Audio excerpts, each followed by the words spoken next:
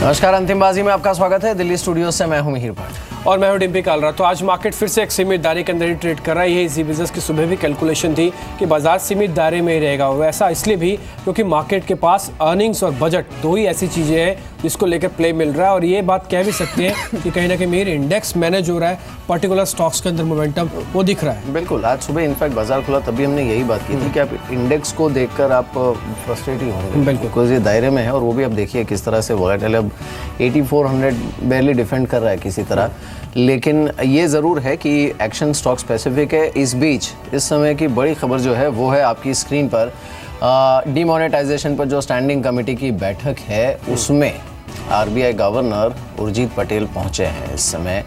ये बड़ी खबर है यहाँ पर। बिल्कुल 2 बजे के आसपास का उनका समय था, वो अभी पहुंचे इस बैठक के अंदर। इसमें आपको पहले बता दें कि इसमें शक्तिकांत दास भी है बैठक के अंदर, राजस्व सचिव अरविंद भी हैं और इसके अंदर और अधिकारी भी हैं वित्त मंत्रालय के। और ये नोटबंदी को लेकर और उसके बाद के प्रभाव को लेकर एक अहम बैठक हो रही है। इसके बारे में विस्तार से हम जानकारी भी लेंगे। लेकिन आप बता दें कि आरबीआई के गवर्नर उर्जित पटेल भी इस बैठक में पहुंच चुके हैं। 11 बजे बैठक शुरू हुई थी, 2 बजे के आसपास का समय था।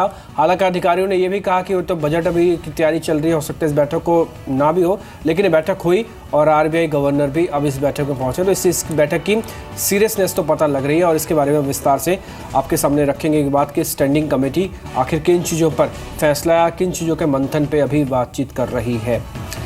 आगे बढ़ रहे हैं और इस बीच आप मार्केट में देखिए एक बार आप वापस लौटते हुए, क्योंकि 8400 की रेंज के आसपास अभी निफ्टी ट्रेड ही कर रहा है। इसमें अगर आप टॉप गेनर्स देखेंगे यानी कि आज के बढ़ने वाले शेयर्स, तो आपको दिखेगा कि कुछ हद तक का मेटल शेयर्स में आज तेज़ी आई है। आज सुबह डर था कि कहीं डॉलर इंडेक्स की वजह से या फिर जो करेंसी मूवमेंट हुआ है ब्रेक्सिट पे फैसला या यूके ने जो, उसको लेकर कुछ दबाव दिखेगा। ऐसा नहीं हुआ। आप देखिए टाटा स्टील इस समय 2.5% की तेज़ी के साथ हिंडाल्को भी लीडरशिप ले रहा है इस समय। और एक और चीज़ जो समझ में आई हुआ है सीपीएसई ईटीएफ की अच्छी खासी सब्सक्रिप्शन के आंकड़े, उनके आंकड़े आने के बाद सरकारी कंपनियों में आज भी ज़ोरदार तेज़ी देखने को मिल रही है। स्पेशली कई दिनों से रुका हुआ बीएचईएल आज करीब 3% ऊपर आया है। एक और सेगमेंट जो कई दिनों से रुका हुआ था आज चला, वो था सीमेंट। आज ग्रासिम और अल्ट्राटेक सीमेंट के अंदर वापस एक खरीदारी आती हुई दिख रही है। और ये बात सुबह भी हमने आपके सामने की, थोड़ा डिफेंसिव प्ले भी आज मार्केट के अंदर आपको ज़रूर आता हुआ दिखेगा और दिख भी रहा है। एक और इंटरेस्टिंग चीज़ जो मार्केट के अंदर दिखी कि सभी सेक्टोरियल इंडेक्स इस समय बढ़कर कामकाज कर रहे हैं। छोटे और मझोले शेयरों में भी खरीदारी है, ना केवल सिर्फ शॉर्ट कवरिंग से बाजार चल रहा है। इस बीच गौरांग शाह और विजय सिंह हमारे साथ मौजूद हैं, उनसे बात करते हैं। गौरांग, शुक्रिया इस बातचीत में शामिल होने के लिए। एक्सपेक्टेड था भी कि मार्केट अगर अपसाइड दिखाएगा भी तो भी बहुत ज़्यादा ऊपर टिकेगी नहीं, लेकिन आज हमने मेटल स्टॉक्स में अच्छी तेज़ी देखी है आज। आपका क्या व्यू है?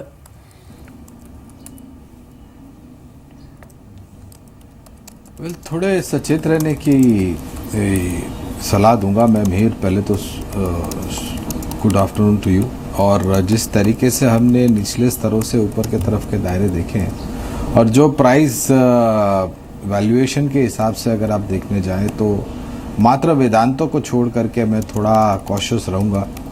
हालांकि ये जो कॉशियस जो मैं राय दे रहा हूँ या फिर चेतावनी दे रहा हूँ, ये महज छोटी या मध्यम अवधि के लिए है और नई खरीदारी के लिए है।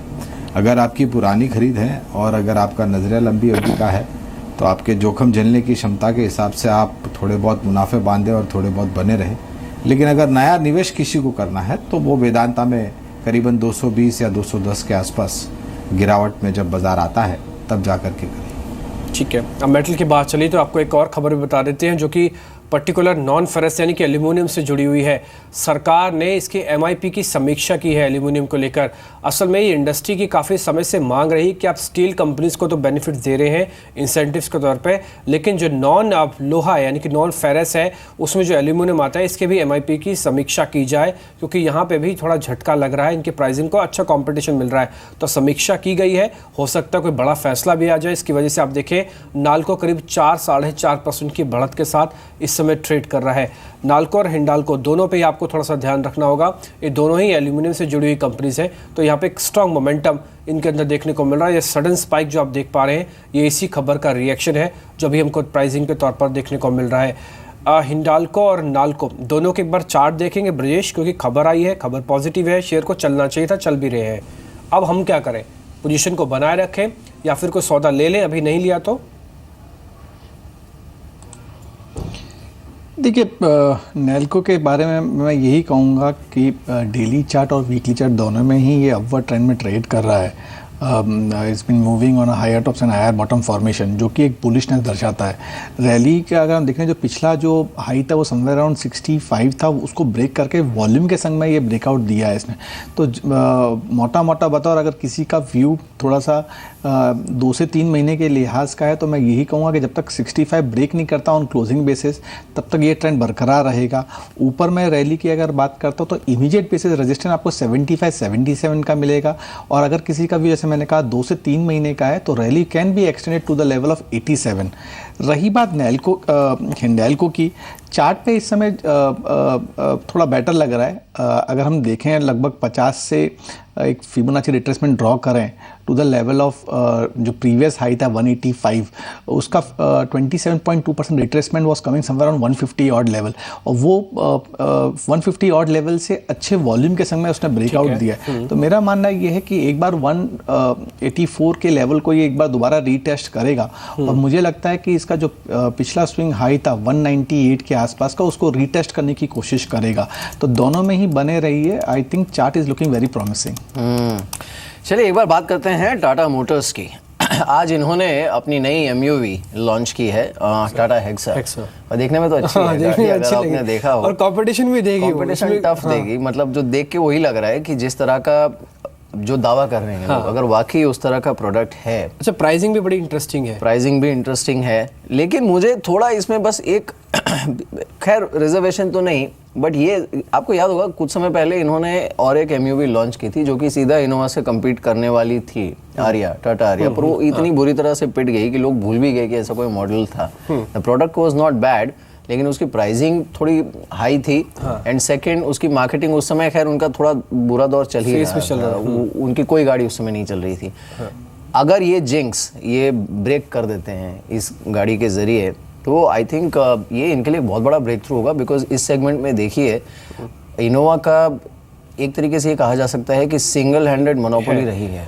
और महिंद्रा की एक और गाड़ी भी है, SUV 500, वो भी इसी सेगमेंट में। हाँ, XUV है बिल्कुल, लेकिन XUV फिर भी it is closer to that SUV category. Innova जो है वो जिसे कहते हैं मल्टी पीपल मूवर या फिर MUV, उस कैटेगरी में है, लेकिन परफॉर्मेंस उसका SUV जैसा है। तो ये अगर उन दोनों के बीच में अपने आप को फिट कर देती है, तो आई थिंक एक बहुत अच्छा प्लेसमेंट हो सकता है इनके लिए। और ऐसा वेटिंग पीरियड से भी लग रहा है, क्योंकि मैनेजमेंट खुद कह रहा है कि करीब 8 हफ्तों का वेटिंग पीरियड रहेगा। इसका मतलब ये है कि गाड़ी लॉन्च होने के बाद ये एक्सपेक्टेड है कि अगर 8 हफ्तों का वेटिंग पीरियड रहता है तो इट्स अ गुड साइन कि प्राइसिंग को शायद हो सकता है मार्केट थोड़ा हाथों हाथ ले।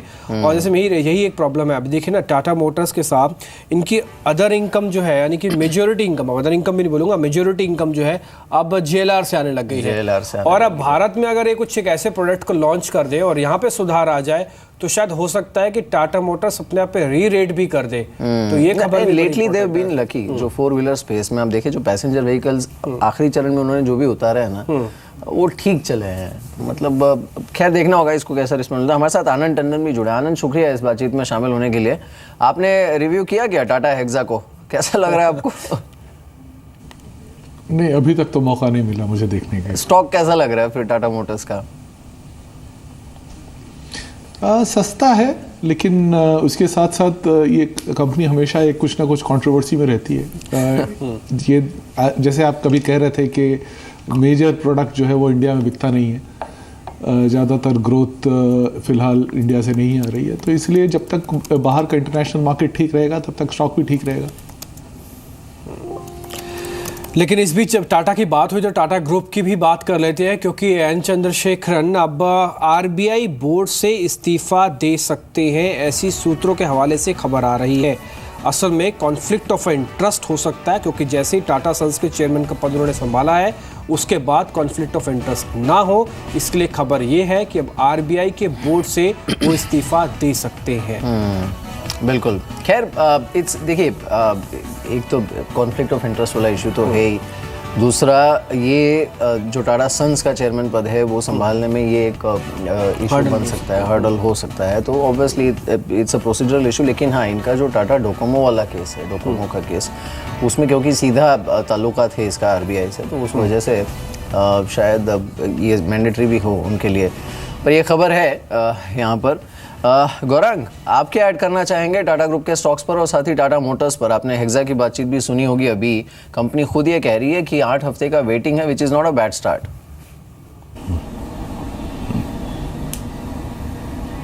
तो अच्छी बात है, क्योंकि टीआरजी को लेकर के भी 6,000 रुपये प्रति गाड़ी के दाम बढ़ाए थे, यानी कि प्राइसिंग पावर है, बेग योर पार्डन, वापस कंपनी के पास आ रहा है। दूसरी तरफ काफ़ी दूर का वक्त नहीं है, पिछले साल जनवरी, फरवरी, मार्च के दौरान मेरे ख्याल से ये 300 के आसपास काम कर रहा था, और तभी दिक्कतें चाइना से, फिर उसके पश्चात रेफरेंडम यूके में हुआ तो ब्रेग्जिट को लेकर के, और ऑफ कोर्स वो जो ग्लोबल सेल्स नंबर आ रहे थे जेएलआर को लेकर के, उसमें थोड़े व्यू या फिर विचारधारा ऐसी उभर करके आ रही थी कि अब ना तो कोई जेएलआर चलाएगा, ना ही कोई टाटा की गाड़ियाँ खरीदेगा। लेकिन विपरीत हुआ। हमने तब भी कवायद की थी निवेश बनाए रखने के लिए या फिर खरीदारी करने के लिए। आज की तारीख में जब हेक्सा लॉन्च हुई है तो हमारी विचारधारा वही है, कोई फेरबदलाव नहीं हुआ है। हम आज भी कवायद करेंगे टाटा मोटर्स के शेयर या फिर डीवीआर में खरीदारी करने के लिए।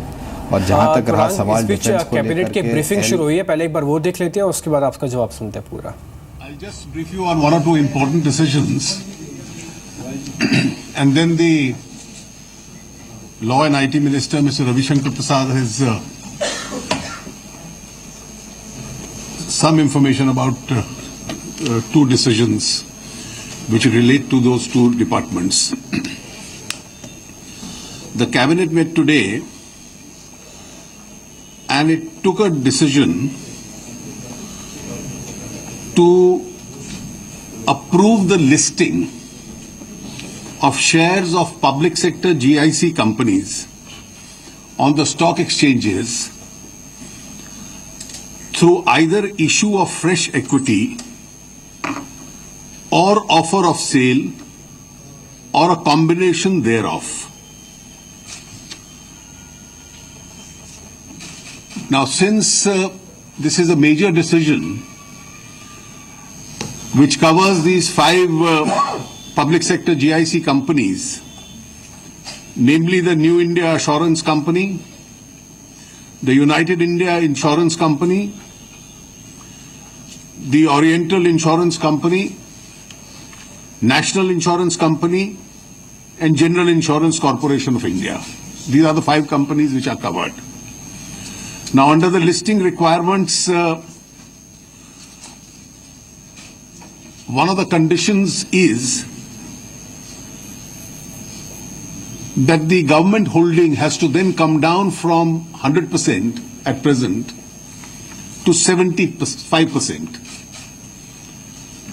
तो मंत्रिपरिषद ने ये निर्णय लिया कि जो 5 पब्लिक सेक्टर जीआईसी कंपनीज हैं, इनकी पब्लिक लिस्टिंग होगी फ्रेश इक्विटी द्वारा या ऑफर ऑफ सेल या उन दोनों को मिलाकर कॉम्बिनेशन से। और सेबी गाइडलाइंस के तहत जो 100% इक्विटी सरकार की है वो 75% पे लाई जाएगी। और इसलिए ये प्रयास रहेगा कि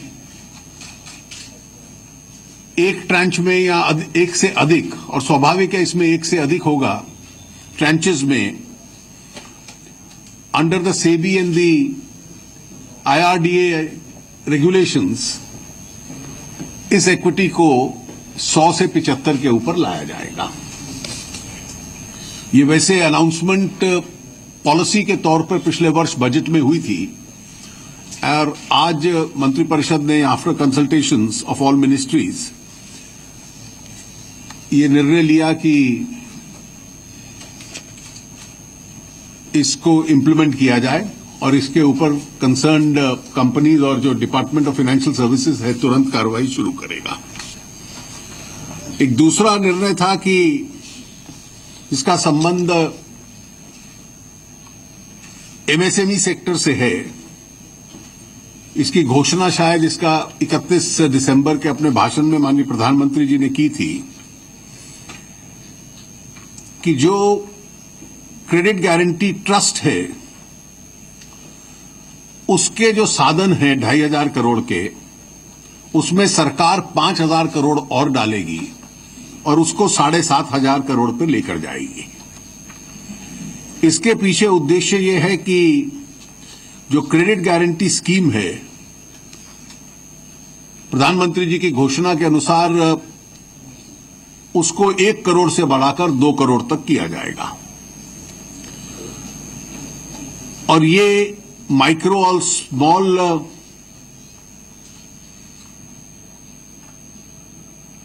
एंटरप्राइजेस के संबंध में है, जो इनकी फंडिंग सोर्सेज जिससे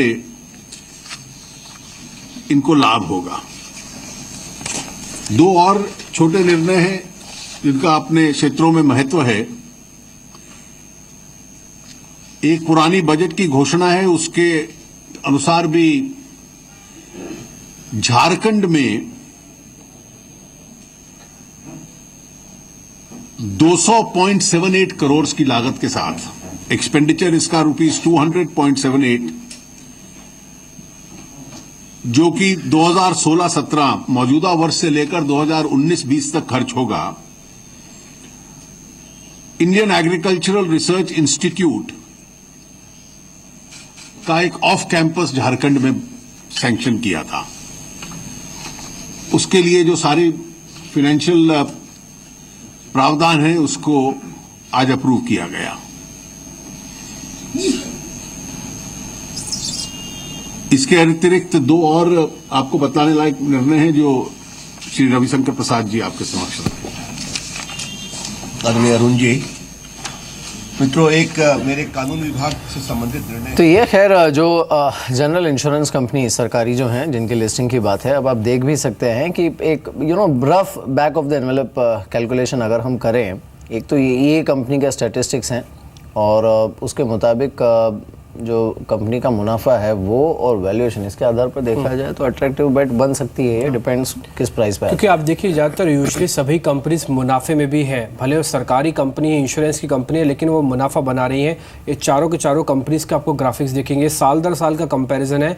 उसमें आपने एक और चीज़ नोटिस की होगी कि इनके इंश्योरेंस के अंदर जो टोटल प्रॉफिटेबिलिटी है सभी कंपनीज का है, GIC का यानी कि जनरल इंश्योरेंस का, इन सभी के अंदर आप देखेंगे एकाएक हमने अच्छी बढ़त भी आती हुई दिखी है। एक बार आप वो ग्राफिक्स देखिए जिसमें चारों कंपनीज का आपको प्रॉफिटेबिलिटी दिखेगी। आप इसमें देखिए ज़्यादातर कंपनीज इसमें प्रॉफिट में है।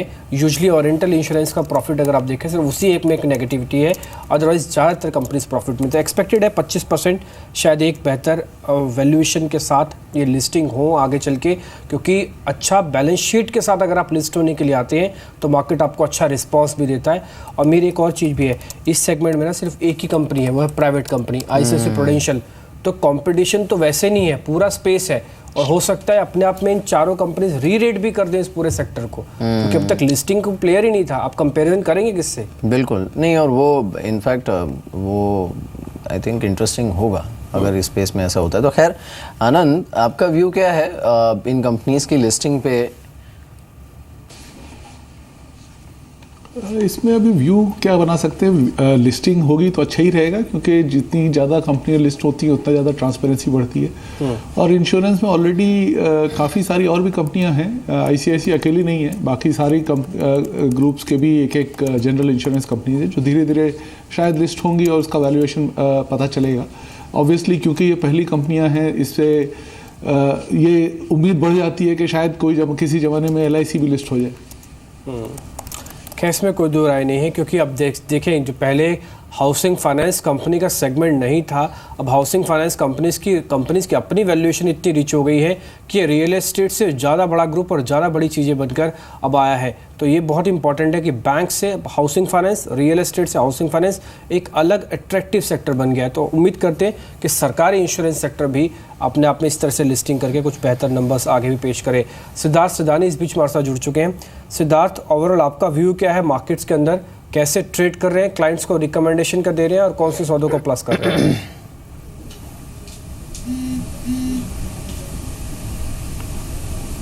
Good afternoon डेम्पी।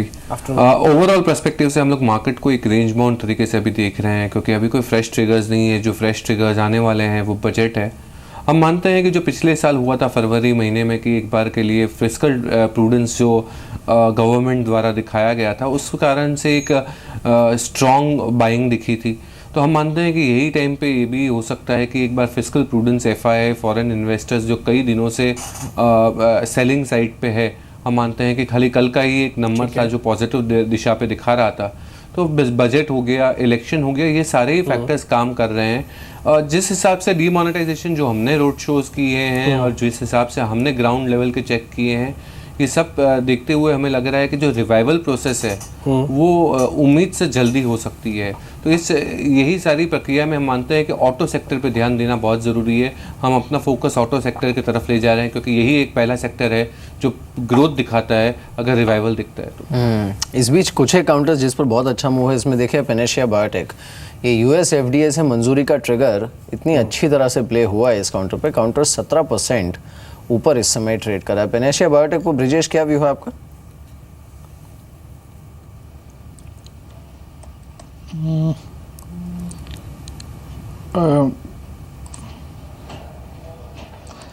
आई थिंक 130 के अराउंड में एक गैप अप ओपनिंग हुई थी और उसी के मद्देनजर रखते हुए वो एक रनअवे गैप है and with a strong volume it's been moving up. I think that कि lower level 135 139 का जो एक जोन है वो एक समय सपोर्ट की तरह प्ले करेगा। ये भाव में तो नहीं कहूँगा, 149 के आसपास के भाव में नहीं कहूँगा बाइंग करने के लिए, बट हाँ 145 के नीचे अगर ये ट्रेड करता तो रिस्क रिवॉर्ड रेशियो आपके फेवरेबल में रहेगा। We can keep a stop loss of 135 and short term के लिहाज से 160 165 के लेवल आपको देखने को मिलेंगे।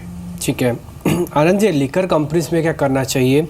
देखिए मैं ये एक्सपेक्ट भी कर सकता हूँ, कई एनालिस्ट से हम बात करते हैं उसमें ये कहते हैं कि सेगमेंट छोड़ ही दीजिए ना, ऐसे कई और सेगमेंट में जहाँ पे आप ट्रेड कर सकते हैं, लेकिन इनकी वैल्यूएशन, इनका प्राइस बिहेवियर ऐसा होता है कि अगर आप इनको छोड़ देते हैं ना तो आपको थोड़ा मुश्किल होती है, क्योंकि बड़ा इंटरेस्टिंग रिटर्न मिलते हैं। अभी करना क्या चाहिए? क्योंकि सामने जो टैक्स का बैंड है वो खड़ा है, बजट में सरकार कुछ कड़े फैसले ले सकती है, 5 राज्यों के चुनाव जिसमें मुद्दा है ये, लेकिन इनकी वैल्यूएशन दूसरी तरफ है और विदेशी निवेश दूसरी तरफ आके खड़ा होता है। अब हमारी सोच क्या होनी चाहिए, एक इन्वेस्टर की सोच क्या हो लिकर कंपनीज को लेकर? देखिए वैल्यूएशन चीप नहीं है, खाली अपॉर्चुनिटी बहुत बड़ी थी और वो भी अपॉर्चुनिटी धीरे धीरे स्टेट गवर्नमेंट्स कम करती जा रही हैं, क्योंकि आपको पता होगा जैसे केरला सबसे बड़ा कंजम्पशन स्टेट है, वहाँ पे आपने रोक लगा दी, उसके बाद तमिलनाडु, उसके बाद बिहार, ये सब जगह अगर आपने रोक लगाना शुरू कर दिया तो मार्केट अपने आप श्रिंक हो जाता है, अपॉर्चुनिटी कम हो जाती है। मेरा मानना ये है कि ज़्यादातर निवेशक को सिर्फ वैल्यूएशन पे ही ध्यान रखना चाहिए। एक अपॉर्चुनिटी क्षेत्र बड़ी है, अभी भी कम हो रही है लेकिन फिर भी काफ़ी बड़ी है। अगर वैल्यूएशन ठीक हो जाती है तो उसमें निवेश करना चाहिए। ये हमेशा मुश्किल ट्रेड रहता है कि फॉरेन प्रमोटर कब खरीदेगा, और उसके हिसाब से अगर आप देखते रहेंगे तो आपको काफ़ी साल रुकना पड़ सकता है। बिकॉज अगर फॉरेन प्रमोटर को ये इच्छा है कि वो अपना स्टेक बढ़ाएं तो वो ये भी कर सकते हैं कि अपना जो प्रॉफिटेबिलिटी है उसको कम करके, दाम कम करके आपसे एग्जिट करवा लें। तो वो जो चीज़ है, मैं मानता हूं कि सबसे बड़ा इंपॉर्टेंट चीज़ निवेशक के लिए ये भी है कि आपका इंटरेस्ट और प्रमोटर का इंटरेस्ट अलाइंड है कि नहीं। जनरली मेरा मानना ये है कि एमएनसीज में अलाइंड नहीं रहता है, क्योंकि उनका इंटरेस्ट अपने पेरेंट कंपनी में रहता है और आपका लोकल डोमेस्टिक कंपनी में। तो अगर आप ये सब चीज़ तोलें तो काफ़ी अलग अलग आपको राय मिलेंगी। बेसिकली वैल्यूएशन पर ध्यान रखें, वैल्यूएशन अभी भी थोड़े से स्ट्रेस्ड लग रहे हैं।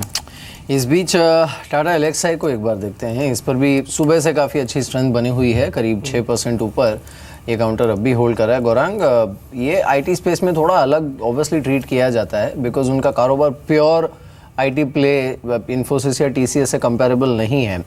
टाटा एलेक्साई कैसा लगता है आपको गौरांग? व्यक्तिगत रूप में कंपनी के ऊपर कवरेज नहीं है तो विशेष रूप में टिप्पणी नहीं करूंगा। बाकी अन्य आईटी कंपनियों में Infosys, TCS, HCL Tech, Mindtree, Info Edge, NIT technologies और टेक महिंद्रा, ये हमें पसंद है लंबी अवधि के नजरिए से। ठीक है, एक इन्फोसिस के अंदर वापस गिरावट आती हुई दिख रही है और ये भी लाल निशान की तरफ भी आ गया है।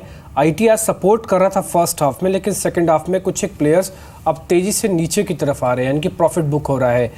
एक बार देखेंगे ब्रजेश इसके चार्ट इन्फोसिस के, ये 1000 हर्डल तो है इसके लिए, इसमें तो समझ में आ गया, लेकिन सपोर्ट क्या है ये बता दीजिए। 1000 हर्डल है, ये हमारी सोच क्लियर है अब। डिम्पी जी 975 एंड 1000 ये दो लेवल है इन्फोसिस के लिए जो कि रेजिस्टेंस की तरह प्ले करेंगे। Now coming to the point कि सपोर्ट डाउनसाइड कितना है, इमीडिएट बेसिस पे आप 930 का एक सपोर्ट बनता है अब, क्योंकि वो एक स्ट्रॉन्ग वॉल्यूम के वहाँ पर एक्यूमुलेशन हुआ था। एनी हाउ अगर वो ब्रेक करता है स्टॉक कैन रीटेस्ट 880 890 जोन। तो इमीडिएट बेसिस पे आप 930 को पकड़ के चलिए कि 930 का लेवल है कि जो कि एक सपोर्ट की तरह प्ले कर सकता है। बिल्कुल। इस बीच चलिए अब सीधे चलते हैं स्मार्ट इंडिया डिजिटल हैकाथॉन में, जहां पर इस समय प्रकाश जावड़ेकर बात करें। एक बार सुन लेते हैं वो क्या कह रहे हैं इस हैकाथॉन में। डेंगू और चिकनगुनिया की चल रही थी, संजय दत्त का एक फेक था उस एडवर्टीजमेंट में, यानी डमी, लेकिन डमी था लेकिन अच्छा बोल रहा था, तो अच्छे एडवर्टीजमेंट चली, लोग उसके लिए देखते थे, सो रिपीटेटिव वैल्यू थी उसमें। बट चिकनगुनिया और dengue, health education through video games, environment education through innovate video games, basic civic decencies through even mobile etiquettes through video game, that is also one idea which you need to work on. Mobile पे लोग ऐसा बोलते हैं, ऐसा परेशान करते हैं, हवाई जहाज में भी बैठो या एसटी में बैठो या रेलवे में बैठो, ऐसे ऐसे जोर जोर से बोलते हैं कि मैं कहता हूँ उनको, अरे भाई आप इतना अच्छा बोल रहे हो तो आपको फोन की जरूरत ही नहीं, ऐसे ही बोलो, ऐसे भी क्या बोलने की जरूरत है। यानी ये भी एक मैनरिज्म है, इसका भी कुछ नया नया कोई ब्लिप आएगा, कुछ होगा तो उसके आँख के सामने तारा कुछ दिखेगा तो वो रुक जाएगा, थोड़ा स्लो हो जाएगा, कुछ तो करेगा, थोड़ा कम बोलेगा। पोस्टल सर्विस ने ये smart India cyber security initiative जो है वहाँ पर बोल रहे थे। खैर चलिए एक बार देख लेते हैं जेट एयरवेज यहाँ पर क्या रुझान देखने को मिला। आज इंटरेस्टिंग खबर आई थी कि एतिहाद और लुफ्तांसा के बीच में विलय हो सकता है, ये इम्पॉर्टेंट खबर थी। जेट हालांकि दोनों ने फिलहाल तो खंडन किया है इसका, बट बातचीत अभी भी हो सकता है चले, और अगर ये होता है तो जेट एयरवेज के लिए ओपन ऑफर भी आ सकता है। गौरांग, जेट पर क्या व्यू है आपका? देखिए, मैं पूरी जो खबर आई है मीर एतिहाद, जेट और अब जेट और लुफ्तांसा, अब मुझे ये स्पष्टीकरण नहीं है, या तो फिर मेरी समझदारी में कुछ गलती है कि क्या ये संभव है जब एक फॉरेन एयरलाइन ऑलरेडी कुछ हद तक स्टेक डोमेस्टिक एयरलाइन के पास है, तो क्या दूसरी फॉरेन एयरलाइन आ सकती है क्या? I don't know about that. And पूरे उड़ान क्षेत्र में या फिर एविएशन क्षेत्र में अगर हमारी पसंद किसी एक शेयर पर है वो है इंटरग्लोब एविएशन यानी कि इंडिगो। इस बीच बड़ी खबर, अब आप देख सकते हैं एक्सक्लूसिव विजुअल्स। आज आरबीआई गवर्नर उर्जित पटेल संसदीय समिति के सामने पेश हुए हैं डीमोनेटाइजेशन पर। इन्हें बुलाया गया था और उन्होंने वहां आकर अपने व्यूज़ रखे हैं स्टैंडिंग कमेटी के सामने। डीमोनेटाइजेशन की सारी डिटेल्स भी उन्होंने शेयर की हैं। तो ये एक्सक्लूसिव विजुअल्स आप इस समय सीधे देख रहे हैं। और स्टैंडिंग कमेटी से मुलाकात के लिए जब doctor Urjit Patel RBI governor पहुंचा, हमारे साथ इस पर ज़्यादा जानकारी लेकर इनफैक्ट राजेश सिंह भी मौजूद हैं। राजेश जी बताइए, अब पहले तो यही अटकलें चल रही थी कि पता नहीं उर्जित पटेल जाएंगे या नहीं जाएंगे, पर वो गए मिलने के लिए और साथ ही उन्होंने काफ़ी डिटेल ब्यौरा भी दिया है डिमोनेटाइजेशन और उसके इम्पैक्ट का, और साथ ही बैंकिंग सिस्टम में इनफ्लो और आउटफ्लो दोनों का। बिल्कुल, देखिए अभी ये मीटिंग चल ही रही है और 2 बजे उनको बुलाया गया था। तो ये मीटिंग आज इसी चीज मुद्दे पे हुई है कि जो पार्लियामेंट्री पैनल के मेंबर्स हैं वो जानना चाहते हैं आरबीआई से कि ये फैसला जो है ये कैसे लिया गया, क्या आरबीआई का खुद का फैसला था या सरकार से सलाह करके लिया गया, कितने दिनों से आरबीआई इन फैसले पे काम कर रही थी, और इस फैसले को लेने के बाद इसका इम्पैक्ट जो होगा उसको हैंडल करने के लिए सरकार और आरबीआई कितनी तैयार थी, लोगों को जो दिक्कतें हुई उसके लिए कौन जिम्मेदार है, इतनी बार जो चेंजेस किए गए पॉलिसीज में क्या उसके लिए पहले से कोई तैयारी थी या नहीं। तो अभी ये मीटिंग चल रही है, मीटिंग में आरबीआई गवर्नर क्या जवाब देंगे इसकी जानकारी शायद मीटिंग खत्म होने के बाद हमें पता चलेगा। लेकिन आरबीआई से पहले सुबह में भी मीटिंग हुई थी 11 बजे, जिसमें वित्त मंत्रालय के अधिकारियों को बुलाया गया था और उनसे भी ये सारी जानकारी जो पार्लियामेंट्री पैनल के मेंबर्स हैं वो लिए थे।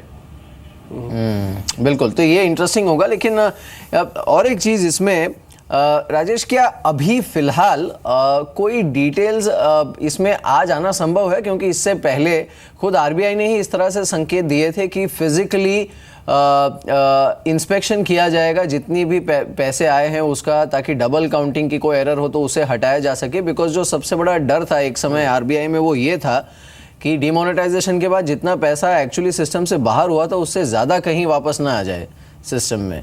बिल्कुल, इसमें दो तरह की चीजें हो रही थी कि डिमोनेटाइजेशन के कुछ दिनों बाद जब नए करेंसी नोट्स वापस आने लगे तो वो भी बैंक में जमा होने लगे। तो बैंक में जो कैश डिपॉजिट्स की आ रही थी उसमें दोनों तरह के नोट्स आ रहे थे। तो कुछ सोर्सेज से जो हमें पता चला था कि आरबीआई का ये मानना था कि दोनों की काउंटिंग कहीं कहीं हो रही थी, डबल काउंटिंग हो रही थी। और जो अभी फिलहाल स्थिति है कि आरबीआई उसको फिजिकल काउंटिंग किया जा रहा है, और इसकी जो हमें सूत्रों से जानकारी मिली है कि शायद इस 31 मार्च तक आरबीआई को आशा है कि वो सारी काउंटिंग पूरी हो जाएगी और तभी वो क्लियर पिक्चर दे पाएंगे कि कितना पैसा आया है। जो लास्ट आरबीआई की रिपोर्ट आई थी या जो आरबीआई की तरफ से बयान आया था उसके हिसाब से 12,44,000 करोड़ के पुराने नोट जमा हुए थे, जबकि सर्कुलेशन में 15,44,000 करोड़ के नोट्स थे। तो ये फाइनल फिगर अभी नहीं आया है, और ये ऑब्वियसली यहाँ पे भी पार्लियामेंट्री पैनल में भी जो कुछ भी होगा वो उसकी कोई प्रेस कॉन्फ्रेंस नहीं होगी, ऑफिशियली कुछ नहीं बताया जाएगा।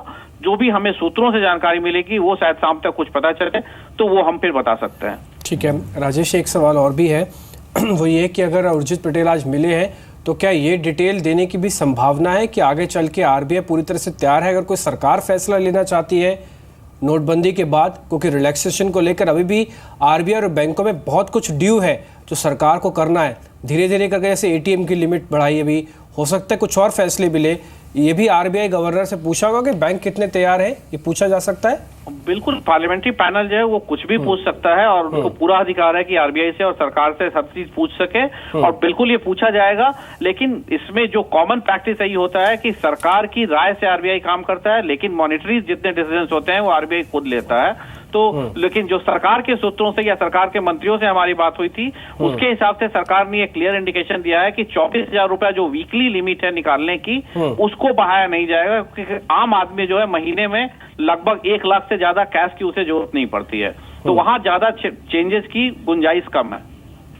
ठीक है, बिल्कुल, चलिए शुक्रिया इस अपडेट के लिए। लेकिन ये एक्सक्लूसिव विजुअल्स आप देख रहे हैं कि RBI governor Urjit Patel parliamentary standing committee से मुलाकात के लिए आज पहुंचे हैं दिल्ली, और अभी भी ये बैठक चल रही है तो उससे जो भी निकल कर आएगा वो हम आपको बताएंगे। लेकिन बैंकिंग स्टॉक्स और उसका रुझान देख लेते हैं। करीब आधे % ऊपर निफ्टी बैंक है, लेकिन जो बैंकिंग स्टॉक्स हैं उसमें भी ठीक ही मूव देखने को मिला है। जो बड़े बैंक्स हैं उसमें अगर आप देखें तो एटलीस्ट आज रुझान थोड़ा मिक्स्ड ही देखने को मिला है।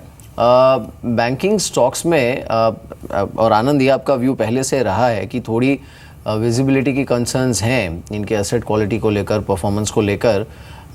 इस समय वैल्यूएशन वाइज आप कंफर्टेबल हैं पीएसयू बैंक्स में, बड़े बैंक्स में? देखिए, धीरे धीरे एनपीए का जो प्रॉब्लम है वो पीछे फिलहाल निकलता जा रहा है, और इसके कारण जो बचे कुछ अगर आप पूरे तरह से एडजस्ट करते हैं, अगर कोई वैल्यूएशन में गैप दिखता है तो वो शायद इस वक्त ठीक ही माना जाएगा कि हाँ ये रियल बुक हो सकती है पीएसयू बैंक्स। लेकिन आपको ये देखना चाहिए वो जो सिगार बट इन्वेस्टिंग होती है उस तरह का इन्वेस्टिंग है, यानी कि अगर आप बुक वैल्यू से नीचे ट्रेड कर रहे हैं तो बुक वैल्यू तक तो चले जाएंगे, उसके बाद आगे क्या? क्योंकि अभी तक मुझे कुछ ऐसे संकेत नज़र नहीं आए हैं, 1-2 बैंकों को छोड़ के, जैसे बैंक ऑफ बड़ौदा जहाँ पे मैनेजमेंट चेंज हुआ है, कि आगे जाके ये बैंक फिर से क्यों नहीं खराब लेंड करेंगे, फिर से क्यों नहीं एनपीए क्रिएट करेंगे, इसका कोई आंसर नज़र नहीं आता है। एक हद तक तो आप ये समझ सकते हैं कि मार्केट का एक्सपोजर जो है वो कहीं ना कहीं रहेगा, लेकिन ये पब्लिक सेक्टर बैंक्स में और कुछ मेन जो बैंक्स हैं जो ज़्यादा एनपीए जिन्होंने ऑलरेडी हिस्टोरिकली क्रिएट किया हुआ है उसी बैंक में क्यों जाते हैं, ये क्लियरली मैनेजमेंट फेलियर है, और मैं मानता हूँ कुछ हद तक आरबीआई का फेलियर है। ये जब तक फिक्स नहीं होता है तब तक एक बार आप जरूर खरीद लें, लेकिन लॉन्ग टर्म के लिए अगर आपको देखना है तो प्राइवेट सेक्टर बैंक्स पे वापस आना पड़ेगा, क्योंकि वहाँ पर जो मार्केट शेयर है वो बढ़ता जा रहा है और बढ़ता जाएगा। बिल्कुल। खैर इस बीच एक खबर और भी आ रही है, वो न्यूमिरा का है, जो कि भारत में ग्रोथ आउटलुक को लेकर है। उनका ये कहना है कि जो पहले 7% की ग्रोथ के आसपास हुआ करता थोड़ा घट गया है, इन्होंने घटाया है अनुमान। हालांकि इस रिपोर्ट पे, क्योंकि नोटबंदी के बाद जो भी कैलकुलेशन है अब तो सरकार खुद कैलकुलेट कर रही है, आरबीआई गवर्नर से खुद पूछ रही है कि देखिए स्थिति क्या है।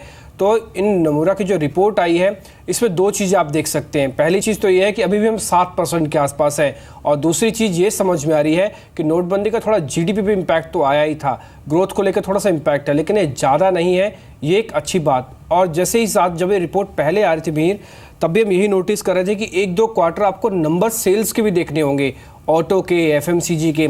अब तक एक फेस जो नंबर्स का आया है वो तो ये कह रहा है कि जो रिपोर्ट्स हैं अगर वो ज़्यादा डीप कट्स दे रही हैं तो वो रिपोर्ट गलत हो सकती है, क्योंकि अभी तक के सेल्स के नंबर से और इम्पैक्ट से ऐसा लगता नहीं है कि शायद इकोनॉमी में कोई बहुत बड़ा झटका आएगा।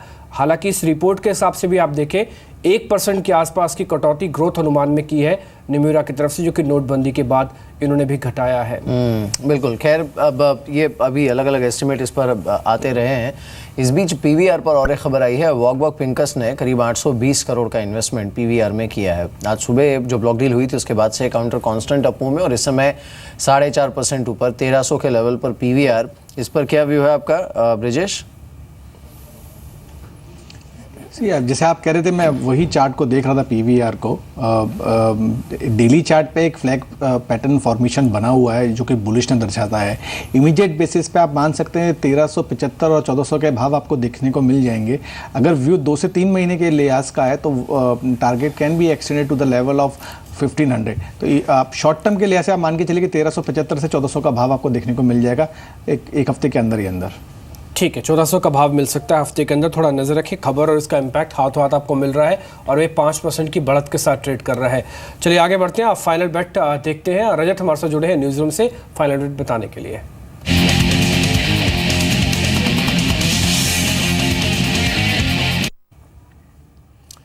रजत बताइए आज की फाइनल बेट। जी बिल्कुल, नव भारत वेंचर्स पे नजर रखी जा सकती है। डाइवर्सिफाइड बिजनेस मॉडल है, पावर फेरो अलॉयज, एग्री बिजनेस, माइनिंग कारोबार में है कंपनी, लेकिन निचले स्तरों से साफ तौर पे एक पुल बैक बन रहा है जो सस्टेनेबल लग रहा है। इस बार 118 का एक इंपॉर्टेंट बेस बना के 50 दिन की औसत भी यहीं पर ही है, वहीं पर एक बेस बना के स्टॉक ने काफी स्ट्रांगली आज रिबाउंड दिया और 2 हफ्ते के औसत से ज्यादा वॉल्यूम देखने को मिल रहे हैं। इनफैक्ट अगर पिछले 5 सत्रों में देखेंगे तो डिलीवरी वॉल्यूम्स लगभग 61% के हैं।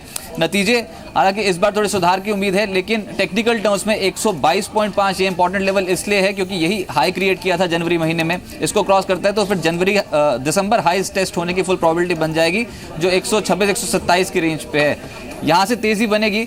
आप स्टॉप लॉसेस को ट्रेल करते रहें। ये भी बता दूं आपको कि दिसंबर तिमाही में प्रोमोटर्स ने अपना स्टेक माइनरली बढ़ाया है। शेयर अपनी बुक वैल्यू के नीचे कामकाज कर रहा है, तो अंडर वैल्यूड प्ले भी है मार्केट्स पे। नव भारत वेंचर्स पे नजर रखी जा सकती है। टेक्निकली काफी स्ट्रॉन्ग बाउंस दिया, वो भी वॉल्यूम्स के साथ आज के सत्र में। लक्ष्य आप 129 पोजीशन लगा के चल सकते हैं और स्टॉप लॉसेस आपको ट्रेल करने होंगे, लेकिन इमीडिएटली अगर आप भी के पैटर्न के हिसाब से देख रहे हैं तो 119-118 के आसपास स्टॉप लॉस बैठेगा आपका। ठीक है, तो नवभारत वेंचर्स में ऑलमोस्ट दिन के उच्चतम स्तरों के आसपास ट्रेड कर रहा है 121 रुपये के लेवल के आसपास। तो ये फाइनल बेट है जिस पे आपको फायदा मिल सकता है। आगे बढ़ते हैं। अभी पीवीआर के बारे में बातचीत हो रही थी और इस बीच अब खबर एक यो भी आ रही जो कि कैडिला को लेकर है। कैडिला जायडस वेंचर भी है, उनकी एक दवा को मंजूरी मिली है। इनफैक्ट दवा का इस्तेमाल हो पाएगा कैंसर के लिए, इसकी मंजूरी इनके पास आई है और इसका फ़ायदा इनको मिलेगा। तो आज फार्मा को लेकर जो अलग अलग चीज़ें आई हैं उससे बेनिफिट तो मिल ही रहा है। ऐसा लग रहा है कि शायद धीरे धीरे फिर से रिकवरी देखने को मिल रही है। लेकिन ये कैडिला और साथ में इसका जो वेंचर जायडस है, कैडिला जायडस, उसको एक दवा की मंजूरी मिली है और ये दवा कैंसर के ट्रीटमेंट के लिए इस्तेमाल होती है। और आपको पता ही है कि कैंसर अब बढ़ने वाली जो बीमारियों है उसमें से अव्वल है, तो उसका फ़ायदा, इसका मार्केट तो आप खुद ही से अंदाजा लगाइए। शायद यही बड़ी वजह है कि मिहिर रिएक्शन काफ़ी स्ट्रॉन्ग है। हाँ, इसमें भी है स्ट्रॉन्ग। और दूसरा आप देखिए आज और एक जो खबर आई है, इनफैक्ट हमने ख़ास बातचीत की मिस्टर अनंत कुमार से जो कि केमिकल एंड फर्टिलाइज़र मिनिस्टर हैं, और उन्होंने ये संकेत दिए हैं कि सरकार अगले 10 से 15 दिनों में एनपीपीए के ज़रिए जो स्टेंट्स होते हैं इस्तेमाल बाईपास सर्जरीज़ में और हार्ट सर्जरीज़ में, उसकी प्राइसिंग पर कैप लगा सकती है। और इसमें कंसर्न ये भी था कि कई कंपनीज के जो स्टैंड्स हैं उसमें ऑलमोस्ट 900% तक का मार्जिन रखा जा रहा था। तो अब इस पर कैप लग सकती है, ये बड़ी खबर। पहले एक बार सुन लेते हैं उन्होंने क्या कहा। प्रधानमंत्री भारतीय जनऔषधि परियोजना पीएमबीजेपी को लॉन्च किया है और इसके कारण पूरा देश के जनता को सस्ते दामों में गुणवत्ता के दवाइयाँ वो मिलेंगे और इससे स्वास्थ्य सुरक्षा के लिए बहुत बड़ा लाभ होगा। अभी तक 750 हम केंद्र शुरू कर चुके हैं देश भर में। आज नेशनल युवा कोऑपरेटिव सोसाइटी के साथ हमने MOU कर दिया। 1000 केंद्र शुरू करने वाले हैं उनके द्वारा। ऐसे आज तक हमारे पास 6000 केंद्र खोलने का MOUs हो चुके हैं और 20,000 एप्लीकेशंस आ चुके हैं। बिल्कुल। चलिए, ये एक अहम खबर और अगले 10 से 15 दिनों में इसकी घोषणा आ सकती है। फार्मा में आपकी टॉपिक गौरंग इस समय कौन सी है? ये जो कंपनी का जिक्र हुआ था कडिला, उस पर हमारी पॉजिटिव कवरेज है। और आपने जो बात कही थी मीर, वो सिर्फ 800-900% नहीं है, वो 800-900 से लेकर के करीबन 2000% के मार्जिन होते हैं स्टेंट में। और ज़रूरी है, कहीं कहीं तो मरीज स्टेंट के दाम सुन के ही दम तोड़ देते हैं और खर्चा काफ़ी भारी होता है। तो मैं भी मानता हूँ कि ओवरऑल फार्मा सेक्टर को आपको निगलेक्ट नहीं करना चाहिए। कडिला है, ऑरबिंदो है, बायोकॉन है, शिंजन है, ऑरबिंदो फार्मा है, Glenmark, Cipla, lupin laboratories, doctor Reddy's, ये सभी पर हमारी पॉजिटिव कवरेज है। मेरी एक इंटरेस्टिंग एनालिसिस भी था इसमें कि स्टंट है ये शायद 2300 या 2400 रुपये में सरकार इसको सरकारी स्कीमों में लेके आ सकती है। और अभी अगर आप प्राइस देखेंगे तो कम से कम इसको डालने का प्रोसीजर का अपना खर्चा करीब 2 लाख रुपए का है। तो इसमें हो सकता है, हालांकि एम्स में अभी ये 40,000 रुपये में डलता है, लेकिन अगर आप किसी निजी अस्पताल में जाएंगे तो अभी भी 2 लाख से ऊपर का खर्चा आपका जरूर आएगा। और मेडिकल इक्विपमेंट को लेकर वैसे भी कल हमने एक जानकारी भी रखी थी कि इस बार सरकार मेक इन इंडिया के तहत स्पेशली मेडिकल इक्विपमेंट्स को बहुत बड़ा बूस्टर डोज दे सकती है। GST से भी इनका रिफ्लेक्शन होगा। अभी तक इनको करीब 10% की एक्साइज ड्यूटी पड़ती थी इंपोर्ट और सब चीज़ों को मिला के, लेकिन अगर इनको GST के दायरे में ले आया जाता है, सरकार कहती है कि 5% के दायरे में आएंगे। इंडस्ट्री की मांग है कि 0% के दायरे में लेके आया जाए इनको, ताकि एसेंशियल कमोडिटीज़ को समझा जाए और इसको 0% लेके आया जाए। कुछ भी होगा तो कम से कम 5% का रिलीफ तो इनके पास आना ही है, जो कि टैक्स को लेकर है। और मेक इन इंडिया के तहत हो सकता है सरकार कुछ एक और अनाउंसमेंट भी कर दे, तो एक और ऐसा सेगमेंट होगा जो एक बजिंग सेगमेंट होगा। इस पर ध्यान रखें। आज भी आप पॉली मेडिकेयर देखिए, करीब 3-3.5% की बढ़त के साथ ट्रेड कर रहा है।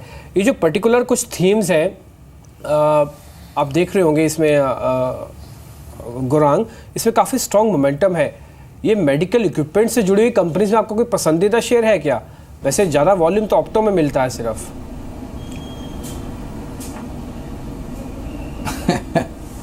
इसलिए इसके दाम 10 रुपये 50 पैसा है। हमारी पसंद सीमेंस काफ़ी लंबे समय से रही है, और ये ना तो सिर्फ मेडिकल इक्विपमेंट में मगर डाइवर्सिफाइड इनके कारोबार है, बिजनेस वर्टिकल्स है, और जो पेरेंट कंपनी है उसका बहुत ही बड़ा सपोर्ट टेक्नोलॉजी और डेवलपमेंट के एरिया में इस कंपनी को मिलता है। और हमारे लक्ष्य करीबन, अगर मेरी याददाश्त सही है, तो 1450 से लेकर के 1500 के हैं लंबी अवधि के नज़रिए से। बिल्कुल। इस बीच चलिए, बाजार बंद होने में करीब 19 मिनट का समय बाकी है। एक बार जल्दी से देखते हैं जो कैश के हेवी मूवर्स हैं उन स्टॉक्स को देखते हैं, जहां पर NSE में सबसे ज़्यादा इस समय कैश में बाइंग देखने को मिल रहा है। पेनेशिया बायोटेक की हमने बात की थी, वो 17% ऊपर है। ट्रांसफार्मर्स एंड रेक्टिफायर्स 15% ऊपर। रेन इंडस्ट्रीज़ इस समय करीब 13% ऊपर है। वेल्सपन के काउंटर आप देख सकते हैं 8.25% का मूव है। टाटा एलेक्साई और एक्सटेंड करते हुए अपना gain 6.5%। Shriram city union finance ये करीब 6% ऊपर है। जुबिलेंट 9%। LT फूड्स 7.5% ऊपर। GIC housing finance 6.5%। वोल्टेम ट्रांसफार्मर्स 6.5%। ये कुछ काउंटर्स हैं जिस पर अच्छा मूव है। गुजरात स्टेट पेट्रोनेट ये करीब 6% ऊपर इस समय ट्रेड कर रहा है। इसमें से कोई पिक आप ब्रिजेश कल के लिए एक्सटेंड करना चाहेंगे क्या? देखिए, रेन के या इंडस्ट्री के बारे में बोल सकते हैं कि आज के सत्र में भी नया 52 वीक टॉप बना है। 60-62 का अच्छा एक सपोर्ट है, उसका स्टॉप लॉस लेके BTST बतौर कर सकते हैं 68 और 72 के लिए। हिम्मत सिंह का चार्ट पे बेटर लग रहा है, बट ये शॉर्ट टर्म पिक रहेगा। 320 का अच्छा सपोर्ट है, उसका स्टॉप लॉस लेके एक बार बाइंग कर सकते हैं फॉर द लेवल ऑफ 380। और दो काउंटर जो चार्ट पे अच्छे लग रहे हैं, लास्ट टाइम भी मैंने शो पे कहा था, अदानी एंटरप्राइजेज और अदानी पावर। लास्ट टाइम कुछ 35-36 रुपये के आसपास में मैंने रिकमेंड किया था, और आज के सत्र में भी एक नया 50 एक टॉप बना है। आप उसको मद्देनज़र शायद 37 से 38 रुपये के आसपास में ट्रेड कर रहा है, आप उसको देख सकते हैं शॉर्ट टर्म के लिए। 42 और 48 के लिए 34 और के आसपास का अच्छा सपोर्ट, उसका स्टॉप लॉस लेके। और अदानी एंटरप्राइजेस समवेयर अराउंड 79 के आसपास में ट्रेड कर रहा है, 76 का स्टॉप लॉस लेके आप बाइंग कर सकते हैं फॉर द लेवल ऑफ 89। ठीक है, चलिए अब फटाफट से BTST और STBT कॉल्स देख लेते हैं। साक्षी मासा जुड़ी है न्यूज़ रूम से बताने के लिए। बताएं साक्षी आप प्लीज। शुक्रिया टिम्पी। शुरुआत करते हैं चंदन तापरिया की जो 2 कॉल्स आई हैं उनके साथ। टाटा एलेक्सी इनको अच्छा लग रहा है, खरीदारी की यहाँ पर सलाह दे रहे हैं। जो टारगेट्स रेकमेंड किए हैं 15-14 के हैं, स्टॉप लॉस हमें 1475 का मेंटेन करना होगा। HUL भी इनको अच्छा लग रहा है और इसीलिए BTST रेकमेंड किया है इन्होंने। 890 के लेवल्स के लिए खरीदारी कर सकते हैं, 852 का हमें स्टॉप लॉस मेंटेन करना होगा। इम्तियाज कुरैशी की तरफ से IT स्पेस पर, TCS पर ये बेट कर रहे हैं। 2330 के टारगेट्स के लिए खरीदारी रेकमेंड किया है और स्टॉप लॉस हमें 2270 का लगाना होगा। साथ ही FMCG मेजर मैरिको इनको अच्छा लग रहा है, खरीदारी के लिए 270 के टारगेट्स रेकमेंड कर रहे हैं, 256 का हमें स्टॉप लॉस मेंटेन करके चलना है।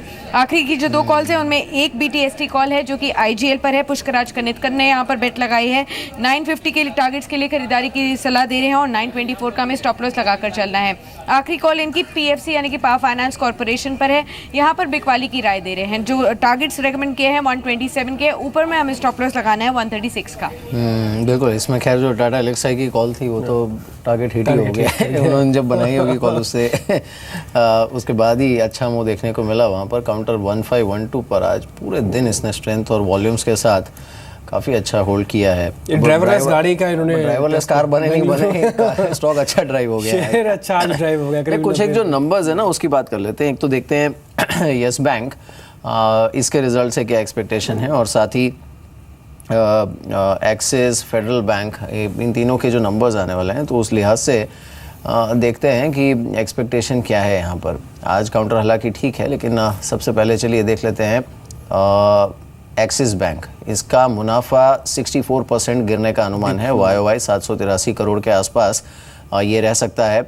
और जो नेट प्रोविजनिंग है वो ऑलमोस्ट 12% बढ़ने का अनुमान है, और ये हो सकता है 3622 करोड़ के आसपास रहे।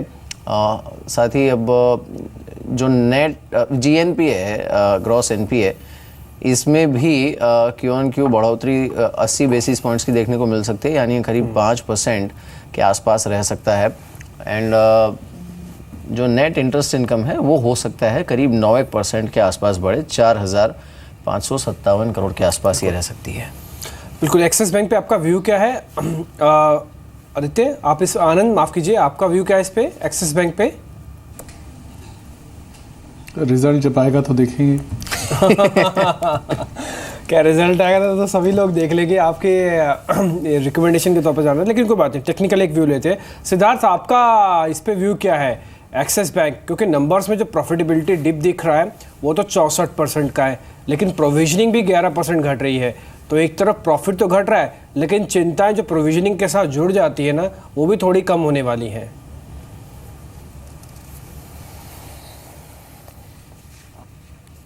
देखिए, एक्सिस बैंक को फंडामेंटली हम लोग ट्रैक नहीं करते हैं, बट अगर येस बैंक के नतीजे भी जो हाल फिलहाल में आने वाले हैं, कल ही आने वाले हैं, इस पर हम लोग कुछ करीबन 4 से 5% का प्रॉफिट ग्रोथ देख रहे हैं। साथ ही साथ NII ग्रोथ 12.5 से 13% देख रहे हैं। तो ओवरऑल पर्सपेक्टिव से प्राइवेट बैंकिंग स्पेस में हम लोग क्वाइट ऑप्टिमिस्टिक है। इनफैक्ट हमारे जो एक्सपेक्टेशंस थे इंडसइंड बैंक को लेके, उससे कहीं बेहतर नंबर्स आए हैं इंडसइंड बैंक के। तो प्राइवेट बैंकिंग स्पेस में हम मानते हैं कि इंडसइंड बैंक और येस बैंक को देखा जाना चाहिए। अगर मिड कैप श्रेणी में कोई बैंक अगर देखनी है तो हम मानते हैं कि फेडरल बैंक बहुत उम्दा प्ले हो सकता है 2 से 3 साल के पर्सपेक्टिव में। तो प्राइवेट बैंकिंग स्पेस में हम लोग थोड़े ज़्यादा ऑप्टिमिस्टिक है compare to PSU banking space. ठीक है, इस बीच येस बैंक के भी नंबर्स अभी अगर आप देख लें, इसका जो मुनाफा है वो 675 से 830 आएगा, यानी कि करीब 23% बढ़कर आएगा, और इसकी प्रोविजनिंग करीब 15% घट जाएगी, ये 161 से सीधा 137 रहेगी।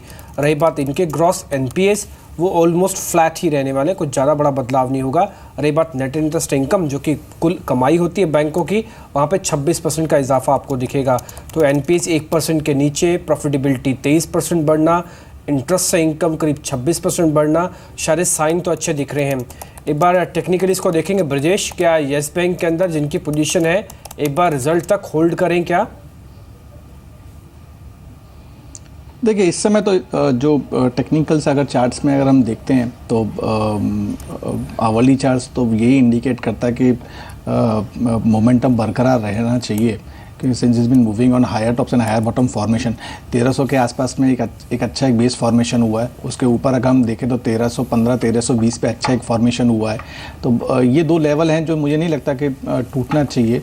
एंड अपसेट की अगर हम बात करते हैं तो इमीडिएट बेसिस पे आपको 1375 का एक रेजिस्टेंस जोन मिलेगा, और अगर मोमेंटम बरकरार रहा तो rally can be extend to 1420 से 1440। तो मेरा मानना ये है कि अगर हम 1300 रुपया होल्ड ऑन कर गए तो एक बार हम दोबारा रीटेस्ट करेंगे 1420 1440 के जोन को। ठीक है सिद्धार्थ, जरा दो शेयर आप भी देखिए। एक तो जुबिलेंट फूडवर्क, अगर आप इसको कवर करते हैं या फिर किसी भी तरह से ट्रैक करते हैं, या 6% ऊपर है। इसी के साथ में इसी सेगमेंट का एक और शेयर आपके सामने रखते हुए ब्रिटानिया, ये भी ऑलमोस्ट इस समय दिन के उच्चतम स्तरों के आसपास ट्रेड कर रहा है। थोड़ा भारी भरकम शेयर है लेकिन चल अच्छा रहा है ये। दोनों शेयर्स पे आपका व्यू क्या है?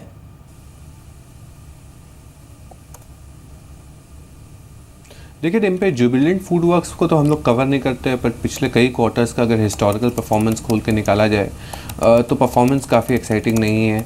बहुत सबड्यूड परफॉर्मेंस देखने मिला है क्योंकि डिमांड में स्लो डाउन ज़रूर देखने मिला है।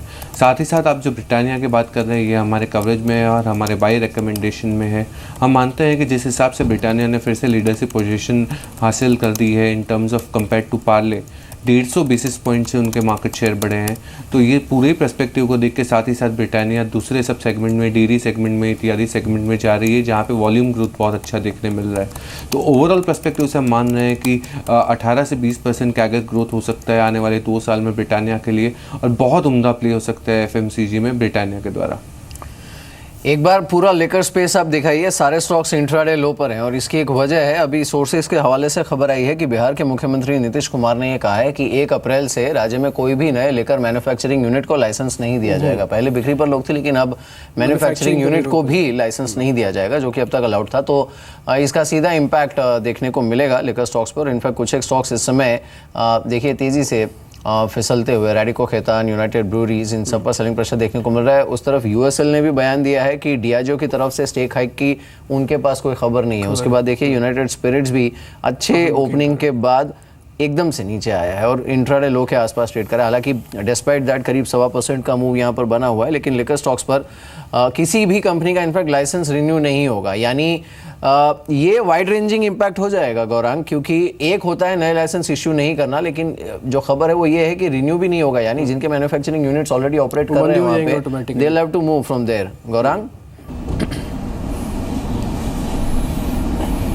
जी हाँ बिल्कुल, और मेरे ख्याल से ये एक सबसे बड़ा भय है, चाहे केंद्रीय स्तर पर या फिर राज्य स्तर पर, और ख़ास करके उन राज्यों में जिस तरीके से कंजम्पशन ऊपर के तरफ हो रहा था, मिसाल के तौर पर बिहार और केरला में, और वहाँ पर जिस तरीके की पाबंदी लगाई गई उसको लेकर के ज़रूर यहाँ पर एक नकारात्मक परिस्थिति बनती है, पहली बात। दूसरी बात, नए GST के ढांचे को लेकर के भी यहाँ मेरे ख्याल से थोड़ी बहुत असमंजस परिस्थिति बन सकती है। और सबसे महत्वपूर्ण चीज़ ये है मीर कि जो भी यूनिट अब बिहार में है उनको रिलोकेट होना पड़ेगा, तो जाहिर है खर्चा भारी पड़ेगा। ये देखिए यूनाइटेड ब्रूरीज जो इस समय 1% नीचे है, क्योंकि उनका मैकडॉवेल्स की बड़ी डिस्टिलरी है वहाँ पे, तो वो इस समय सबसे नीचे 1% से ज़्यादा की गिरावट इस समय यूनाइटेड ब्रूरीज के काउंटर पर। आई थिंक जो आनंद अभी कह भी रहे थे, बात सही भी है कि सडनली हुआ क्या इस स्पेस में।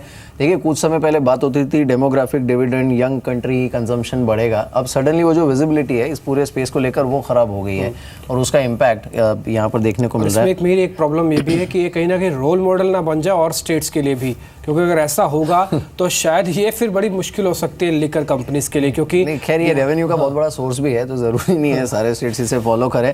खैर चलिए, बाजार बंद होने वाला है। 18 पॉइंट ऊपर निफ्टी इस समय 8415 8400 के ऊपर की क्लोजिंग देने की कोशिश कर रहा है। BHEL 3.5% ऊपर है। टाटा स्टील, जल्दी से एक बार देख लेते हैं यूरोपियन क्यूज कैसे हैं और US फ्यूचर्स इस समय क्या इंडिकेट कर रहे हैं, क्योंकि आज ओपनिंग के समय जो ग्लोबल क्यूज थे वो न्यूट्रल थे कुछ हद तक। एशिया वॉज लिटिल वीक, लेकिन आज मिक्स्ड क्यूज़ ही हैं। सो फ्रेंच इंडेक्स करीब 1.25% नीचे है, जर्मन इंडेक्स और ब्रिटिश इंडेक्स में कोई ख़ास मूवमेंट देखने को नहीं मिली है। यूएस फ्यूचर्स में भी वही 1.25% से भी कम का मूव देखने को मिल रहा है। आई थिंक नज़र रखनी चाहिए डॉलर इंडेक्स पर और इसके मूव पर। क्विकली जो फार्मा स्टॉक्स हैं उस पर आनंद, आपका व्यू क्या है the way dollar index is moving? मैं देखिए फार्मा में वैल्यूएशन जो है फ्रंट लाइन कंपनी में काफ़ी हमको रीजनेबली अट्रैक्टिव लगने लगा है। खाली ये है कि अब आपको ये देखना पड़ेगा कि कहाँ एफडीए का प्रॉब्लम है और कहाँ नहीं। जैसे जैसे आपने अभी थोड़ी देर पहले कहा कि कुछ परमिशंस आना शुरू हो गई, उस सारे कंपनियों में निवेश करने लायक मेरे हिसाब से परिस्थिति बनती जा रही है। ठीक है, इस बीच कुछ एक शेयर्स जो आप बीटीएसटी के तौर पर देना चाहें ब्रजेश? देखिए मैंने एक जैसे रेन इंडस्ट्री के बारे में कहा, वो आप बीटीएसटी पे तौर कर सकते हैं 62 के आसपास का स्टॉप लॉस लेके 68 के लिए। दूसरा एक एक्साइड को आप मद्देनजर रख सकते हैं बीटीएसटी बतौर समवेयर अराउंड 189 के आसपास में चल रहा है। 184 का स्टॉप लॉस लेके we can go for buy set for 195। दूसरा आप स्टील में टाटा स्टील को देख सकते हैं, 468 के आसपास में चल रहा है। 462 का स्टॉप लॉस लेके look for the target of 475 and 480। चलिए मार्केट की ब्रेथ देख लेते हैं। 860 काउंटर्स ऐसे हैं एनएसई पर जो बढ़त के साथ हैं, लेकिन नुकसान वाले काउंटर्स की संख्या 650 के ऊपर है। ये थोड़ा स्क्यू हुआ है। इनफैक्ट ओपनिंग के पहले 1-1.5 घंटे में इनफैक्ट रेशियो थोड़ा ठीक था, इवनली डिस्ट्रीब्यूटेड था, लेकिन अब जो है नुकसान वाले काउंटर्स उनकी संख्या हल्की सी बढ़ी है। वॉल्यूम्स को एक बार देख लेते हैं। टोटल ट्रेड इस समय किस तरह का है। बीएसई का एडवांस डिक्लाइन आप देख रहे हैं स्क्रीन पर, इसमें करीब 1500 काउंटर्स हैं जो कि बढ़त के साथ टोटल टर्नओवर हुआ है करीब 3,58,000 करोड़ के आसपास का। And let's take a look at जो लास्ट मिनट के स्टॉक्स हैं, इसमें मिड कैप के गेनर्स को एक बार देखते हैं। मिड कैप के आर्ली गेनर्स आपकी स्क्रीन पर, इसमें पेज इंडस्ट्रीज़ ने पिछले 1 घंटे में अच्छा मूव दिया है। जुबिलेंट फूड्स पर 2.5% का मूव है। टाटा एलेक्साई ने पिछले 1 घंटे में 1.5% का मूव दिया है। एबी नूवो ये और एक काउंटर है जिस पर अच्छा मूव देखने को मिला है। If you look at the net gainers, इसमें गुजरात स्टेट पेट्रोनेट है, इंडियन होटल्स पर अच्छा मूव है, ये करीब 4% ऊपर है। Exide, Piramal enterprise, ABB India, ये कुछ अन्य काउंटर्स हैं जिस पर अच्छा मूव देखने को मिला है इस समय। बिल्कुल, इस बीच फटाफट से लूजर्स भी देख लेते हैं। मार्केट के अंदर ऐसे कौन से प्लेयर्स हैं इसमें टूट रहे हैं। अगर आप फ्रंटलाइन काउंटर्स को देखेंगे तो आइडिया आज करीब 3% टूटा है। ये टीडी सेट में भी आज क्या है खबर इसमें ये भी आई है कि रिलायंस का जो फ्री प्लान चल रहा है उसके खिलाफ ये टीडी सेट में गया है। इसके अलावा आज कुछ प्रॉफिट बुकिंग हो रही है पावर फाइनेंस या फिर इससे जुड़ी हुई कंपनीज में, जैसे पीएफसी करीब 2.5% नीचे, आरईसी करीब 3-3.5% की गिरावट के साथ ट्रेड कर रहा है। और एक और कंपनी है वह हीरो मोटोकॉर्प, अच्छा चल रहा था लेकिन आज प्रॉफिट बुकिंग का शिकार ये भी है, करीब 1.5% की गिरावट के साथ ये भी कांच करते हुए।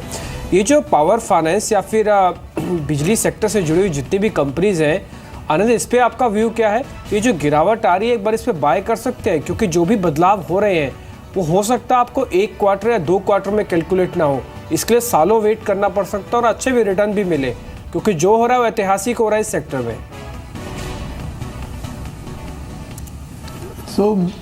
मुझे नहीं समझ में आ रहा आप किस चीज़ की उल्लेख कर रहे हैं, किस चीज़ का उल्लेख कर रहे हैं, क्योंकि पावर सेक्टर में इस वक्त डिमांड की कमी है। सिर्फ एक जगह पावर सेक्टर में बढ़त आ रही है, वो है ट्रांसमिशन और डिस्ट्रीब्यूशन में, और वो भी अगर आप पावर ग्रिड का प्राइस देखें मेरे हिसाब से वो काफ़ी स्ट्रेच नज़र आने लगा है इस वक्त।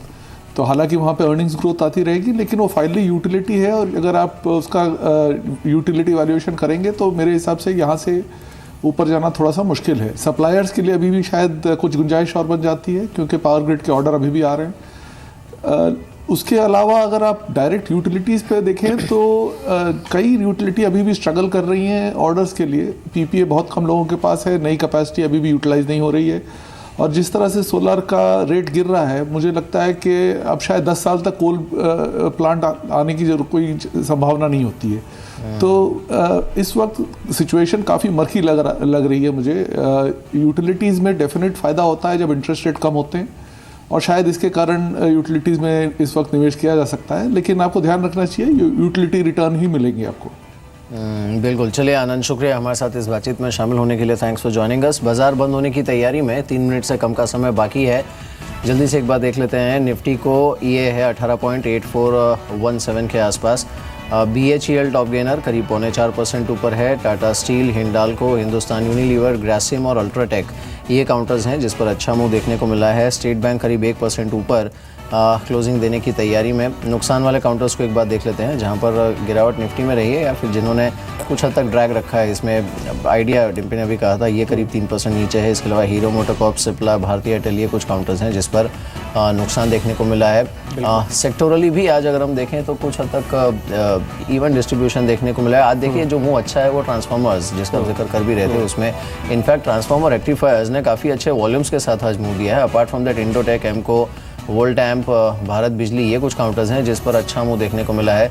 इंफ्रा स्टॉक्स को देख लेते हैं। इंफ्रास्ट्रक्चर के सारे ही स्टॉक्स में खैर ये तो कंटिन्यू कर रहा है पिछले 2 हफ्ते से। अगर आप देखें look at RPP, MBL infra आज भी 5% के अपर फ्रीज पर था, 50 के पार। ये काउंटर आज क्लोजिंग देने की तैयारी में। पटेल इंजीनियरिंग ने अच्छा दिया है मूव।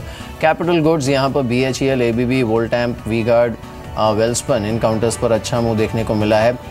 सीमेंट स्टॉक्स को एक बार देख लेते हैं। सीमेंट काउंटर्स में ठीक स्पॉट था। आंध्रा सीमेंट, दालमिया भारत ये कुछ काउंटर्स हैं जिस पर हेवी मूव था।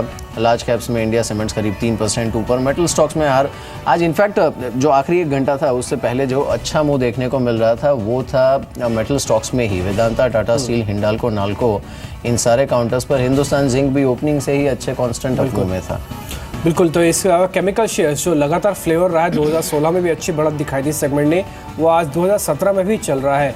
आप देखें ज़्यादातर केमिकल शेयर्स इस समय दिन के उच्चतम स्तरों के आसपास ही हैं और उसमें ज़्वारी एग्रो जैसा शेयर तो करीब 9% की बढ़त के साथ इस समय क्लोजिंग करने की तैयारी करता हुआ। तो पर्टिकुलर थेमेटिक शेयर्स भी यहाँ पे चल रहे हैं। होटल शेयर्स पे भी थोड़ा ध्यान रखना चाहिए। हालांकि खबर अभी ये भी आई थी कि जो सर्विस टैक्स का मामला है वो शायद इन कंपनीज़ के लिए डायरेक्ट तो नहीं लेकिन इनडायरेक्ट बड़ा बेनिफिट हो सकता है और होटल शेयर्स में आज कुछ खरीदारी है। इंडियन होटल पे इन पर्टिकुलरली ज़्यादा ध्यान दें कि टाटा सन्स यहाँ पे खरीदारी बढ़ा सकता है। आज एक ब्लॉक डील हुई है, इसमें करीब 10 लाख शेयरों के आसपास की, तो इंडियन होटल्स पे इस पे ध्यान रखें। इसके अलावा पेपर कंपनीज ये तो फ्लेवर ही है बाजार का, इसमें कोई दो राय नहीं है कि इनकी वैल्यूएशन जो पहले नहीं थी बाजार इसको बहुत अच्छी तरह से पेनिट्रेट करता हुआ और यहाँ पे काफ़ी स्ट्रांग मूव हमने देखा है और 1 साल के अंदर जेके पेपर जैसे शेयर्स तो ऑलमोस्ट डबल भी हुआ है। तो यहाँ पे काफ़ी स्ट्रांग मोमेंटम है। लेकिन लिकर के अंदर वही प्रॉब्लम, अच्छी खबर के साथ बहुत तेज रिएक्शन और नेगेटिव खबर आते ही सारा रिएक्शन गुम हो जाता है। इनफैक्ट ये अगर आप देखेंगे लेकर की क्लोजिंग तो आपको लगेगा ये हर निशान में क्लोज हुए हैं, लेकिन ऑलमोस्ट सारे ही काउंटर्स जो इंट्राडे हाई है वहाँ से नीचे आके बंद हुए। इनफैक्ट आज ये this was one of the booming counters आज, लेकिन उसके बाद यहाँ पर सडनली ड्रॉप हुआ है। तो मार्केट क्लोज हुआ आज भी 8400 के ऊपर। जो प्रोविजनल क्लोजिंग है निफ्टी की वो 8414 पर, यानी 16 अंकों की मजबूती के साथ। सेंसेक्स इनफैक्ट बेली कोई मूव के साथ 17 पॉइंट ऊपर बंद हुआ है 27,253 के लेवल पे। वॉल्यूम्स एक बार देख लेते हैं। टर्नओवर जिस तरह का देखने को मिला मार्केट में, कुड हैव बीन बेटर। अब आज संकेत देखने होंगे। कल डीआईएस की तरफ से सेलिंग थी, फॉरेनर्स ने खरीदारी की थी, हालांकि वो क्वांटम बहुत बड़ा नहीं था, लेकिन वही ट्रेंड अगर आज भी कंटिन्यू करता है तो देखना होगा। लेकिन देखिए ये प्रॉब्लम है थोड़ी, डीआईएस थोड़े से रिस्क ऑफ मोड में है इस समय बजट से पहले। गौरांग क्या कहेंगे क्लोजिंग पर आप?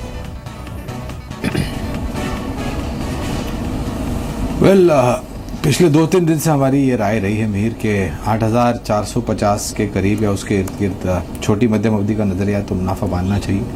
डोनाल्ड ट्रंप का शपथ ग्रहण करना 20 तारीख को, उसके पश्चात एफएनओ एक्सपायरी अगले हफ्ते और उसके पश्चात बजट, ये सब कारण को लेकर के मेरे ख्याल से थोड़ा हावीपन रहेगा। और ये भी हकीकत है कि 7,900 से हम 8,450 के पास आए हैं, तो 550 का एक रिकवरी भी हुई, तो जायज़ है आपको थोड़ा बहुत कंसोलिडेशन देखने मिले। ठीक। खैर इस बीच मिड कैप इंडेक्स और स्मॉल कैप इंडेक्स देखें, वहाँ पे अच्छा मूव हमको आते हुए दिखा है। ये दूसरा ऐसा दिन है कि जब यहाँ पे इस पर्टिकुलर सेगमेंट के अंदर काफ़ी इंटरेस्ट दिख रहा है और आप अलग अलग शेयर्स देख भी पा रहे हैं जिसमें फास्ट 50 के अंदर आपको देते हैं। उसमें ज़्यादातर मिड कैप से जुड़े हुए जो शेयर्स हैं उनकी परफॉर्मेंस और उनके टारगेट ज़्यादा हिट होते हुए दिख रहे हैं।